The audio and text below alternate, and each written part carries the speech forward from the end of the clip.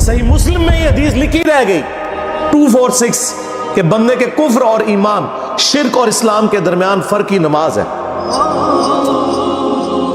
یہ حدیث مسلم میں ہی لکھی رہ گئی کہ ابن مسعود رضی اللہ تعالیٰ عنہ کہتے ہیں کہ جماعت کے ساتھ نماز پڑھنا یہ سنت خدا ہے، یہ تمہارے نبی کی وہ سنت ہے جو اللہ نے انہیں عطا کی، اگر اسے چھوڑ دو گے تو برباد ہو جاؤ گے.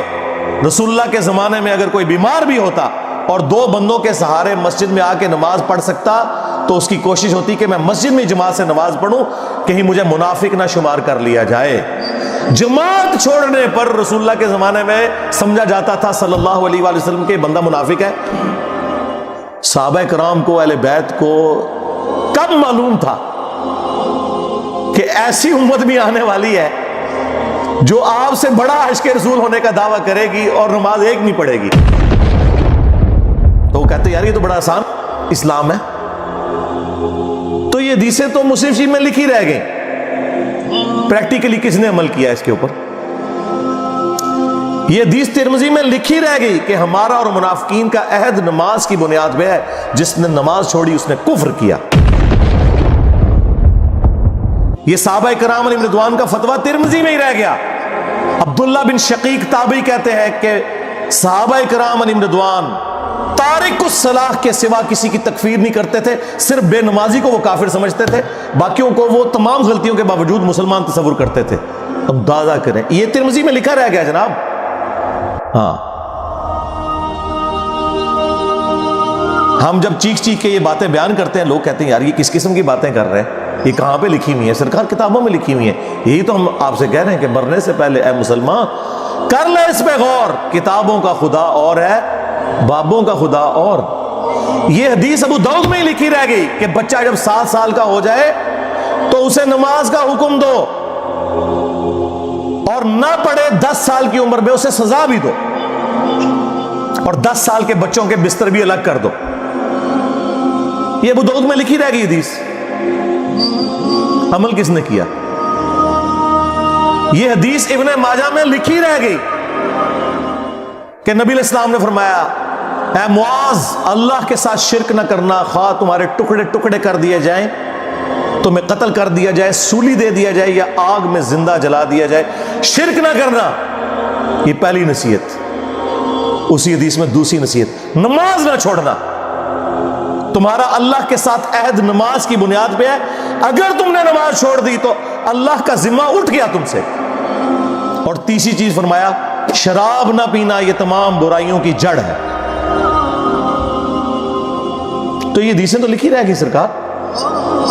یہ حدیث مسند احمد میں ہی لکھی رہ گئی کہ نبی علیہ السلام نے فرمایا کہ نماز قیامت کے دن نمازی کے لیے دلیل، نجات اور نور ہوگی، اور جو نماز نہیں پڑھتا قیامت کے دن نہ اس کے لیے کوئی دلیل ہوگی اللہ کے حضور بچنے کی، نہ نجات اور نہ کوئی روشنی، نور جو پولیس رات سے گزرنے کے لیے قرآن میں آیا نا وہ نور. اور پھر نبی علیہ السلام نے فرمایا کہ بے نمازی کا حشر اسی حدیث میں آتا ہے، فرعون، قارون اور حامان اور امیہ ابن خلف کے ساتھ ہوگا. ہاں جی، کچھ بھی ہے تیرے محبوب کی امت سے ہے. محبوب تو پہلے ہی بتا گئے ہیں کہ بے نمازی تیرا حشر تو فرعون کے ساتھ ہونا ہے، تیرا حشر قارون کے ساتھ ہونا ہے، امیہ ابن خلف کے ساتھ ہونا ہے. اور یہ تو میں آپ کو صرف ایک بات کر رہا ہوں. اب اگر میں قرآن کی توحید بیان کرنا شروع کروں تو قرآن کے پہلے صفحے کا ٹیسٹ دنیا کے کروڑوں مسلمان پاس نہیں کر سکتے. ایاک نعبد و ایاک نستعین، یہ قرآن میں لکھا رہے گا. ماشاءاللہ فجر کی نماز میں یہ پڑھ کے نکلتا ہے، اور مسجد کے ساتھ جو دربار ہے ریگولرلی حاضری دے کے اس بابے سے بھی مانگ کے گھر آتا ہے. تو کیا نماز تو پڑھی؟ تو مسلمان ہے، تیری ہر نماز کی ہر رکعت میں تو یہ نہ پڑھے تیری نماز ہی نہیں ہوتی. ایاک نعبد و ایاک نستعین، اے اللہ عبادت بھی تیری کریں گے، دعا بھی تجھی سے مانگیں گے، مدد بھی تجھی سے مانگیں گے. یہاں مدد مانا دعا کے، لیکن یہاں مولویوں نے پھر پٹی پڑھا دی، ان کا نہیں جی امی سے روٹی نہ مانگے. اندازہ کریں قرآن کا مذاق اڑا رہے ہیں، حالانکہ انہیں پتہ ہے کہ قرآن میں یہ آیت موجود ہے وَتَعَاوَنُوا عَلَى الْبِرِّ وَالتَّقْوَى وَلَا تَعَاوَنُوا عَلَى الْإِثْمِ وَالْعُدْوَانِ، نیکی اور پرہیزگاری کے کاموں میں ایک دوسرے کی مدد کرو اور برائی میں الگ رہو۔ قرآن نے بتایا ہے کہ اللہ نے دنیا کو اسباب کے ساتھ جوڑا ہوا ہے۔ یہاں ایاک نستعین میں دعا کے اعتبار سے بتایا جا رہا تھا کہ غیر اللہ سے نہیں کرنی، ظاہری اسباب کا تو قرآن میں حکم ہے، لیکن دیکھ لیں۔ اور پھر جس شان سے اللہ تعالیٰ نے سورۃ النمل میں ذکر کیا، حیران کن بات آپ کو بتاؤں، اہل تشیع کے ہاں صبح و شام کی دعاؤں میں، سنت اذکار میں سورۃ النمل کی آیت نمبر 62 پڑھی جاتی ہے، ترجمہ نہیں کا بھی کسی نے پڑھا۔ اور ہمارے جن اسٹوڈنٹس نے پڑھا جو شیعہ مکتب سے تعلق رکھتے تھے، کیونکہ میں نے اس آیت کو اتنی دفعہ کوٹ کیا، انہوں نے کہا ہم تو یہ صبح شام پڑھتے ہیں، ترجمہ پڑھا تو انہوں نے کہا یار یہ آیت پڑھ کے بھی سب سے زیادہ شرک ہم کر رہے تھے، کیونکہ اس آیت کے اندر کیا لکھا ہے؟ اَمَّن يُجِيبُ الْمُضْطَرَّ إِذَا دَعَاهُ، بھلا بتاؤ کون ہے جو تکلیف میں گھرے ہوئے شخص کی فریاد کو سنتا ہے، وَيَكْشِفُ السُّوءَ، اور اس سے اس کی برائی کو، تکلیف کو دور کر دیتا ہے، وَيَجْعَلُكُمْ خُلَفَاءَ الْأَرْضِ، اور تمہیں اگلوں کا خلیفہ کرتا ہے زمین پر، تمہارے ماں باپ کے مرنے کے بعد تم، تمہارے مرنے کے بعد تمہاری اولاد کو۔ اَإِلَٰهٌ مَّعَ اللَّهِ، کیا اللہ کے ساتھ کوئی اور معبود بھی ہے؟ قَلِيلًا مَّا تَذَكَّرُونَ، لیکن بہت کم ہی تم نصیحت حاصل کرتے ہو۔ بالکل صدق اللہ العظیم، بہت کم لوگوں نے نصیحت حاصل کی۔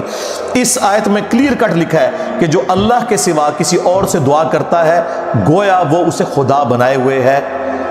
یا علی مدد کا مطلب سادہ نہیں ہے، اس کا مطلب ہے کہ آپ نے مولا علی کو اللہ کے مقابلے پر خدا تصور کر دیا۔ نہیں جی ہم تو انہیں اللہ کا بندہ مانتے ہیں، نہیں جناب، قرآن تو یہ کہتا ہے کہ اللہ کا بندہ مان کے یا بغیر بندہ مان کے، جب تمہارا یہ عقیدہ ہے کہ اللہ کے سوا کوئی تمہاری تکلیف دور کر سکتا ہے، جی پیچھے اللہ ہی ہے، اچھا اللہ پیچھے رکھنے ہنستے ہیں؟ یہ دیکھیں حدیث میں لکھا ہوا ہے نماز کا طریقہ، اور نہیں جی ہمارے امام صاحب نے بھی تو وہی کچھ بتایا نا، پیچھے تھے اتنے بھی نبی علیہ السلام نے، نبی علیہ السلام پیچھے رکھنے کے لیے، میرے نبی صاحب ہے ہی کوئی نہیں، تیرے بابے تھے شاہ ہی کوئی نہیں، اللہ پیچھے، رسول پیچھے، آگے تمہارے بابے۔ عزتیں اویل کی ہیں تم نے اللہ اور اس کے رسول کے نام کے اوپر، چندے کھائے ہیں تم نے رسول اللہ کے نام کے اوپر صلی اللہ علیہ وآلہ وسلم، سواریاں سوار کی ہیں تم نے مکے اور مدینے کے نام کے اوپر، اور غداری کی ہے اپنے دین کے ساتھ، ممبروں پہ چڑھ کے کہتے ہو قرآن و حدیث ڈائریکٹ نہ پڑھنا گمراہ ہو جاؤ گے۔ واہ، یہ کوئی یہودی یا نصرانی آ کے بات کرے ہم منہ توڑ دیں، جس طرح آج آگ لگانے کے اوپر قرآن کو ہمیں کتنا غصہ چڑھا ہوا ہے۔ تیرا مفتی ہر جمعے کو کھڑا ہو کے کہ قرآن اور بخاری ڈائریکٹ نہ پڑھنا گمراہ ہو جاؤ گے، آگ تو یہ لگا رہا ہے، وہ آگ تو ایک دن تھی، اس سے کوئی فرق نہیں پڑا۔ قرآن کے ملینز آف کاپیز دنیا میں موجود ہیں، ملینز آف حافظ قرآن ہے، قرآن کو کوئی آگ نہیں لگا سکتا، دنیا سے ختم نہیں کر سکتا۔ اصل جو چور چھپا ہوا ہے نا وہ تیرے اندر چھپا ہوا ہے، جو یہ علماء ہیں، شیاطین، جنات اور انسانوں میں سے شیاطین، جو تمہیں یہ کہہ رہے ہیں قرآن حدیث ڈائریکٹ نہ پڑھنا گمراہ ہو جاؤ گے، اور تم کہتے ہو مفتی صاحب نے فرما دیا۔ سبحان اللہ، دنیا میں اگر کوئی مفتی صاحب لمبی داڑھی اور پگڑی اور ہاتھ میں تسبیح کے ساتھ آپ کو کوئی 2 نمبر چیز دے دیں، آپ ایک استری خریدنے کے لیے جائیں اپنے کپڑے کرنے کے لیے، اور اس پہ جعلی مور لگا کے وہ بندہ آپ کو وہ استری دے دے، اور آپ کو بعد میں پتہ چل جائے اس نے دھوکہ کیا ہے، تو آپ کیا کہیں گے؟ مفتی صاحب نے فرما دیا استری شریف۔ آپ غصے میں بھرے ہوئے جائیں گے اور کہیں گے کہ تو داڑھی رکھ کے بےایمانیاں کر رہا ہے، کہیں گے نا۔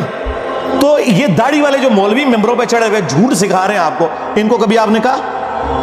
نہیں۔ آپ فرق دیکھ لیں، جہاں آپ کی دنیا کا نقصان ہوتا ہے نہ آپ کو مفتی کی داڑھی نظر آتی ہے، ہو سکتا ہے آپ جا کے آگ لگا دیں اس کی داڑھی کوئی، لیکن جہاں آپ کا دین کا نقصان ہو رہا ہے آپ کہتے ہیں مفتی صاحب نے فرما دیا، وہاں لاکھ چیختے رہے کہ یار یہ مفتی صاحب آپ کو اپنے بابوں کا دین بتا رہے ہیں، کتابوں میں دین کچھ اور لکھا ہوا ہے، ٹس سے مس نہیں ہوتے۔ تو یہ قرآن کی توحید کا ٹیسٹ نہیں تھے پاس کر رہے۔ ایک جاہل سے جاہل مسلمان کو بھی یہ بات سمجھ آنی چاہیے کہ بارش کون برساتا ہے؟ اللہ۔ ڈیوٹی کس کی ہے؟ فرشتوں کی۔ کیا ہم بارش فرشتوں سے مانگیں گے یا اللہ سے؟ تو بات ختم ہو گئی۔ جو ڈیوٹیاں لائی ہیں جی بابیاں دیاں، وہ چھڑ دیں، ڈیوٹیاں لائی ہیں۔ کدھر مر گئے وہ بابے کہ آج ہزاروں ایکڑ کے اوپر یوٹیوب کی جو ہارڈ ڈسک رکھی ہوئی ہے ان کے اوپر رسول اللہ کے خلاف گستاخانہ ویڈیوز رکھی ہوئی ہیں، بابا کدھر مر گئے؟ نگاہ مار کے کیوں نہیں ڈیلیٹ کرواتے؟ اوے بابا جی کہا کرتے تھے نا جی امت مر جائے، امام مالک فرماندے نے کہ حضور دیاں گستاخیاں ہو رہی ہیں اور امت زندہ ہے، بدلہ نہیں لیندی۔ امام مالک فرماتے تھے پھر امت زندہ کیوں ہے؟ پھر مر جائے ساری، پھر مر جائے ساری۔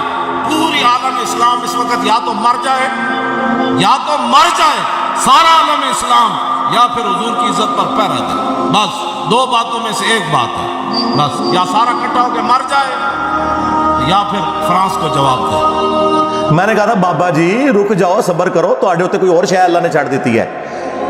امت بعد ہی مرے، پہلے تیرے بابے کیوں نہیں مر جاندے بابیا؟ جنہاں دی ڈیوٹیاں سن، غوث کتب ابدال، انہوں نے اپنے نبی کا کلمہ نہیں پڑھا ہوا؟ وہ کدھر مر گئے جو کل تک اپنے مریدوں کو یوں دیکھ کے تو جلا کے راکھ کر دیتے تھے، آج اتنے بغیرت ہو گئے کہ وہ یوٹیوب سے ویڈیوز نہیں ڈیلیٹ کر سک رہے؟ لے جاؤ اپنے بابے تو، کسی کام میں نہیں نکلے۔ پہلے وہ مرن نا، امت تو بیچاری کچھ کر نہیں سکتی، بابوں کے پاس تو اتنے رائٹس ہیں۔ وہ بابا لبو جی ڈیوٹی ہے اتنے جتنے ہارڈ ڈسک پہ ہیں اتنے جس غوث دی ڈیوٹی ہے انہوں لبو اترا، اس سے میں 295 سیل آواں گا۔ امت مر جائے، تیرے بابے نہ مر جائے، امت مر جائے۔ امت نو تے تسی مس گائیڈ کیتا ہے، شرک میں ڈبو دیا۔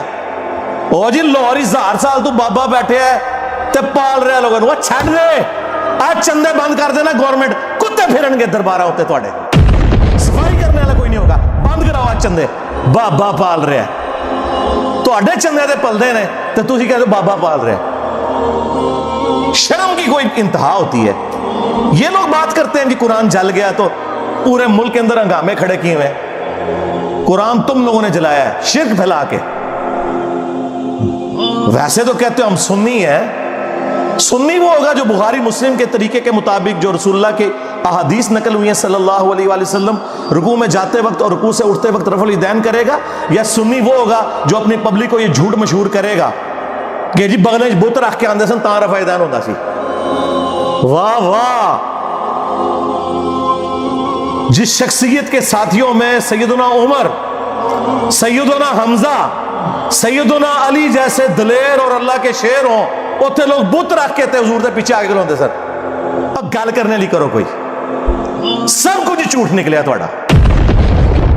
قرآن کو آگ لگ گئی کہ تسی لائیے قرآن کو آگ، آپ لوگ دشمن ہیں اسلام کے۔